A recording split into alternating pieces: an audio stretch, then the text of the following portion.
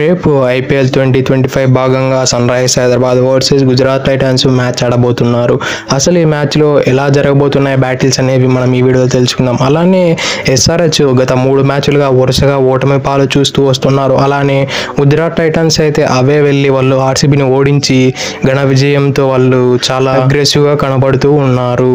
ఇక రేపు జరగబోయే మ్యాచ్లో టాప్ 5 బ్యాటిల్స్ మనం ఇప్పుడు తెలుసుకుందాం. ఇక లేట్ చేయకుండా let's get into the video. ముందుగా ఫస్ట్ బ్యాటిల్ విషయానికి వస్తే Travis Head versus Mohammed Siraj ఉండే అవకాశాలు ఉన్నాయి. వీళ్ళిద్దరి మధ్యన అయితే ఒక ఎగ్జైటింగ్ బ్యాటిల్ ఉండే అవకాశాలు ఉన్నాయి. వీళ్ళైతే T20s లో పెద్దగా పార్టిసిపేట్ కాలేదు ఇద్దరు, కానీ వీళ్ళు టెస్ట్లో అయితే 5 సార్లు అవుట్ చేశాడు మొహమ్మద్ సిరాజ్ ట్రావిస్ హెడ్ని. అలానే ఓడిఐస్ లో 2 సార్లు అవుట్ చేశాడు. ట్రావిస్ హెడ్ కూడా అవే గోయింగ్ డెలివరీకి చాలా స్ట్రగుల్ అవుతూ ఉంటాడు.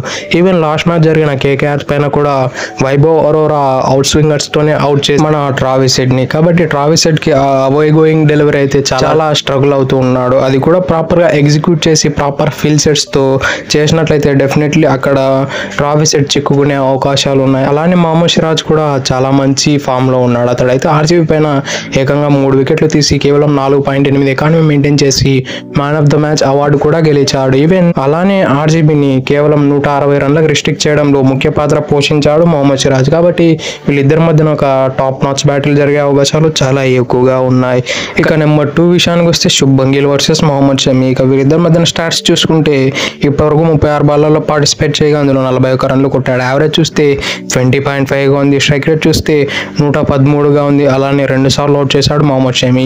వీళ్ళిద్దరి మధ్యన కూడా బ్యాటిల్ చాలా ఎగ్జైటింగ్ గా ఉండబోతుంది. మెయిన్లీ మొహమ్మద్ షమి ఆ సీ మూమెంట్ ని బాగా పర్ఫెక్ట్ గా చేయగలడు. మెయిన్లీ ఈవెన్ లాస్ట్ మ్యాచ్ లో చూసుకున్నా కూడా అతడు కేకేఆర్ పైన మంచి సీ మూమెంట్ కనబడిచి క్వింటన్ డికాక్ మరియు సునీల్ నారాయణ్ ని చాలా వరకు ఇబ్బంది పెట్టాడు. కాబట్టి Mohammed Shami with the ball అయితే చాలా మంచిగా కనబడుతున్నాడు. ఈవెన్ శుభ్మన్ గిల్ అయితే ఆ కెప్టెన్సీ ప్రెజర్ ఏమో కానీ బ్యాటింగ్ లో అయితే ఆఫ్ కలర్డ్ కనబడుతున్నాడు. అంత అనుకున్నంత మంచి పర్ఫార్మెన్స్ అయితే రాలేకపోతుంది. మెయిన్లీ అతడు ఛాంపియన్స్ ట్రోఫీలో పర్ఫార్మెన్స్ ఎలా అయితే అందించాడో అలా అయితే గుజరాత్ టైటన్స్ కు అందించలేకపోతున్నాడు. కానీ బ్యాటిల్ నెంబర్ 3 విషయానికి వస్తే ఇషాన్ కిషన్ వర్సెస్ రషీద్ ఖాన్. వీళ్ళిద్దరి మధ్యన స్టార్ట్స్ చూసుకుంటే ఇప్పటివరకు వీళ్ళు 64 బాల్లలో పార్టిసిపేట్ చేయగా 76 రన్లు కొట్టాడు. యావరేజ్ చూస్తే 38.0గా ఉంది.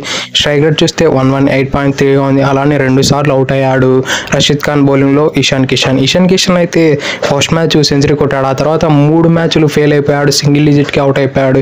ఈవెన్ రషీద్ ఖాన్ చూసుకున్నా కూడా అతడు మనం అందరం అనుకున్నంత మంచి బౌలింగ్ అయితే కనబరచలేకపోతున్నాడు. అతడు రషీద్ ఖాన్ బౌలింగ్ వేయడానికి వస్తున్నారంటే బ్యాటర్ ఎవరైనా సరే భయపడుతూ ఉండేవారు ఒకప్పుడు. కానీ రషీద్ ఖాన్ ఆ రన్ అయితే మిస్ అవుతూ ఉన్నాడు. ఆ బౌలింగ్ స్కిల్స్ కూడా మెల్లిమెల్లిగా తగ్గినట్లు కనిపిస్తూ ఉంది. ఇప్పుడు ఆడేది మళ్ళీ ఎస్ఆర్హెచ్ పిచ్ లో కాబట్టి అది కొంచెం ఫ్లాట్ ట్రాక్ ఉంటుంది. కాబట్టి ఇషాన్ కిషన్ మళ్ళీ ఫామ్ లోకి వచ్చే అవకాశాలు కూడా చాలా ఎక్కువగా కనిపిస్తూ ఉన్నాయి. నెంబర్ 4 విషయానికి వస్తే Sai Sudarshan versus Pat Cummins. Mainly Sai Sudarshan అయితే రీసెంట్ గా ఎటువంటి ఫామ్ లో ఉన్నాడో నేను ప్రత్యేకంగా చెప్పనక్కర్లేదు. అతడు ఆడిన 3 మ్యాచ్లలో ప్రతి మ్యాచ్ ఆల్మోస్ట్ 50 రన్స్ కొట్టాడు. ఒక మ్యాచ్ లో కేవలం 49 రన్స్ దగ్గర అవుట్ అయ్యాడు. మిగతా అన్ని మ్యాచెస్ లో 50 రన్స్ క్రాస్ అయిపోయాడు. మిస్టర్ కన్సిస్టెంటీ అంటే డెఫినేషన్ ఏందో ఇతడు చూపిస్తూ ఉన్నాడు. అసలు ఏమున్నా బ్యాటింగ్ చేస్తున్నాడు.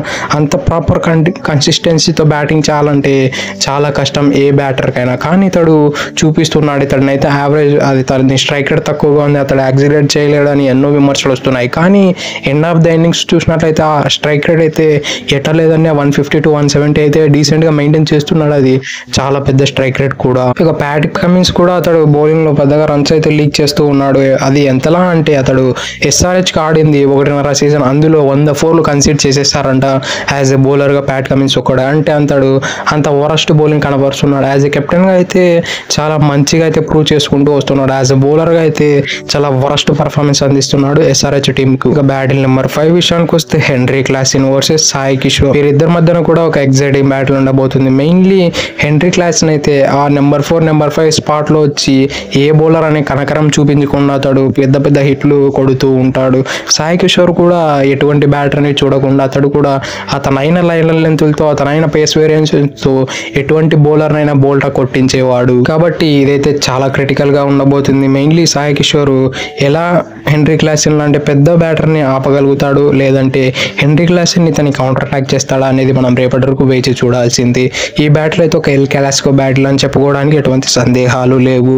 That's it for today. ఇలాంటి మరెన్నో వీడియోల కోసం మన ఛానల్ సబ్స్క్రైబ్ చేసి డైలీ ఫాలో కండి. Thank you for it. Have a nice day.